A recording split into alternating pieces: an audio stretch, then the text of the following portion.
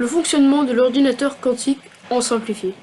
L'ordinateur quantique pourra révolutionner la technologie et les calculs complexes, si on arrive à le créer, car sa vitesse est énorme en théorie. Pour comparaison du PC normal et quantique, on pourrait prendre une bougie et une lampe. Tout d'abord, le voici, il ressemble à peu près à ça.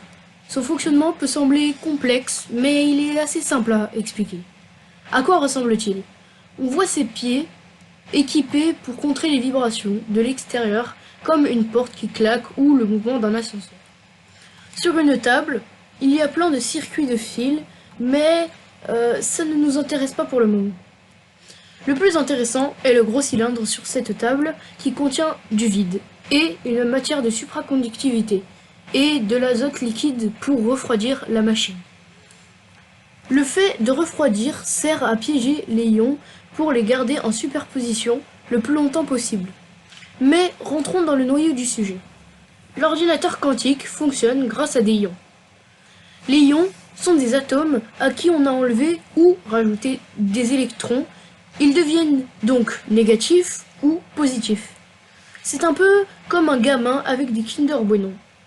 Si on le lui enlève, il devient d'humeur négative, mais positif.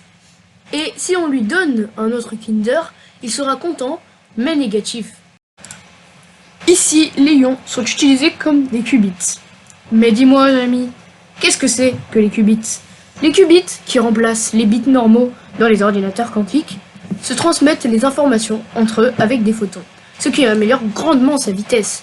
Et le plus grand avantage est que les bits n'ont pas une position comme les bits, mais deux ou plus à la fois. Donc, les qubits peuvent résoudre plus de calculs à la fois. Mais, faut pas tricher aussi. On peut représenter les qubits par une sphère. Les pôles de la sphère sont 0 et 1. Le reste est la superposition. Pour revenir à la superposition, on ne peut pas voir celle-ci dès que le qubit rentre en collision avec une particule. Il choisit un des pôles de la sphère.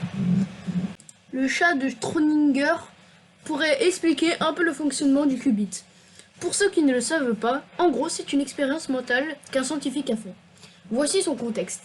Si l'on place un chat dans une boîte avec du poison qui a 50% de chance de tuer, quand on va ouvrir la boîte, on va savoir si le chat est mort ou s'il va encore griffer le canapé.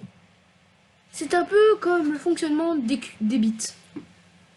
On a deux situations, mort ou vivant. Le fonctionnement des qubits est fait de rajouter une situation, le chat mort, vivant et mort-vivant. En gros, dans la boîte, donc le principe des qubits est de pouvoir manipuler le chat quand il est dans la boîte.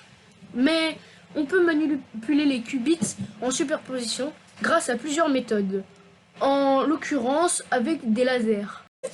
Le fait d'avoir plus de positions peut aider grandement si jamais on utilise beaucoup de qubits, car avec 2 qubits, on a déjà 4 combinaisons possibles. Alors sur le PC de Google, qui a pour projet de faire un PC avec 50 qubits, ou celui de la NASA, qui a plus de 1000 qubits, les combinaisons seraient limite infinies. Mais c'est que des rumeurs. Le problème de l'ordinateur quantique pour l'instant est que l'on ne peut pas réunir beaucoup de qubits dans le même piège. Sinon, les calculs vont être imprécis. Une des solutions serait de faire plusieurs petits pièges réunis avec des photons qui s'envolent et qui s'envoient des informations. La machine donne donc des commandes aux ions qui envoient des photons sur un récepteur qui les traduit en code binaire. Et voilà, c'était la présentation de l'ordinateur quantique par Christian et Ryan.